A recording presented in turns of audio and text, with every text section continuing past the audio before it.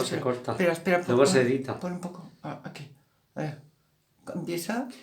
Bueno, Manuela, ¿qué tal? Estás guapísima. Ay, estoy divina de la muerte.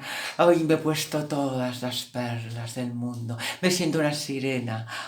De nuevo nos encontramos. Ay, sí. Pero- Siempre nos vamos a encontrar. Siempre. Pues nada, ahora Hoy nos vamos a Valencia. con la máscara, que luego ustedes dicen, no llevan máscara, Bueno, no, nosotros somos... esto de la máscara tiene su qué, que yo ya he reivindicado mucho tiempo, que para qué la máscara y ahora la máscara, el bozal, bueno, la cosa hay que ir despacito, de momento déjame verme hermosa, superficial, sí, cuidado, que si no, es que la luz es muy importante, como decía mi amiga Sara Montiel, hoy mi Sara Montiel, que, espera, hoy vamos a ver un equipo de música, porque la Manolita va a hacer un concierto para que todos los valencians la escoltin. Entonces vamos a mirar un equipo muy profesional para que la voz de Manuela suene como si estuviera en la catedral. Allí en la Plaza de la Virgen o en la catedral vas a hacer un concierto. Sí. Un concierto divino, maravilloso, para que todos mis fans me vean. Invitaremos a todos tus fans, haremos promoción. A todos.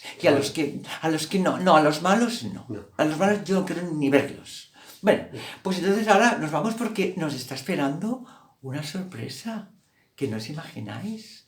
Vamos a tener un encuentro de Enrique, un amigo mío, y otro amigo de hace muchos años, que nos vamos a ir los tres, o sea, de paseo por Valencia, cariños. Pues nada, luego seguimos. Venga, a ver cómo ha quedado.